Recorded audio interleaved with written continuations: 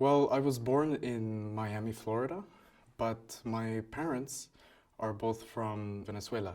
I lived in Miami until I was 18, and then I moved to California to start my studies. I often struggle between if I consider myself an American or a Venezuelan. At home, we always speak Spanish, but one thing I cannot let go of for sure is the Venezuelan cuisine.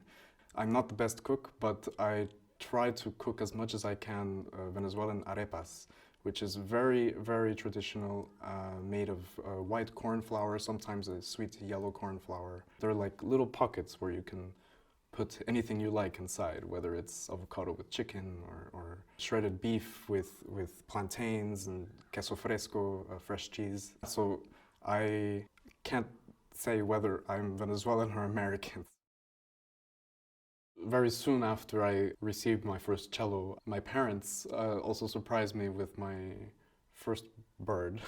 It was a lovebird, an American cinnamon lovebird. So it was a bird about this big, and it was very bright yellow with a peach face and an orange forehead. She lived for about 16, 17 years, and she was very musical as well. She knew how to get out of her cage on her own, by herself. So sometimes you had to be careful when you walk around because our carpet was the same color as her. You know, I would wake up and sometimes I just open my eyes and she's on my bed, just right here next to me, or she's on the floor. Or sometimes maybe I get up and I'm walking to the kitchen and then I feel something on my foot and oh, it's the bird. So we had to be very careful with that as well. My father used to be a pilot for KLM. In the family, I have two half-brothers who are also pilots for Eastern Airlines, and an uncle from my mother's side was also a pilot. What I'm grateful for, I think, is that my family never pushed me to do anything in particular. They never said once, I think, that they wanted me to become a pilot. But I have always been interested in the fact that most of my family is involved in aviation. I love to travel. I love getting on a plane and I love the takeoff. I love the landing. Maybe not so much the wait time in between if it's such a long flight. I've always been interested in the marvel of the fact that we can fly from one place to another, and I think maybe from there I also have some influence for the love of birds that I have. If you asked me now what would I be if I wasn't a cellist, I think it would probably be an ornithologist, so specializing in birds. Well, there's so much variety in birds, so many combinations of colors, and also just their plumage, their feathers, just how long sometimes the tail can be, like let's say like this, but the body is this short. But also the opposite, of course. I personally love the parrot family because of all the mimicking. They copy you, and all the colors that they have, it's almost artistic.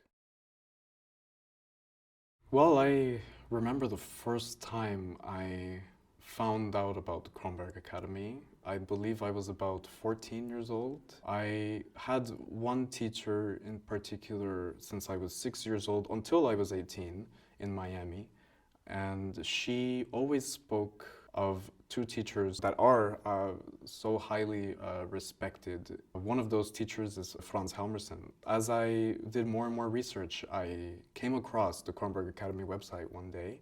Of course, I saw Frans Helmerson's name and I was wishing I could already go there one day, and then I realized that there's even more people here, like Tabia Zimmerman and Steven Issulis visiting, Gidon Kramer. So since I was in high school, I always imagined, or I actually always thought to myself, oh, I wish I could go there one day. So it's been really incredible so far to be here in Kromberg, not just because of the incredible academy, but the town itself especially. My personal personality and my musical personality, it's hard to say if there is a difference. I would almost say they're one personality actually, because if anyone knows me very well, they know I will talk about cello for 98% of the time. It's part of me, and I couldn't imagine myself with doing absolutely anything else. I spend all my time only listening to classical music when I listen to music.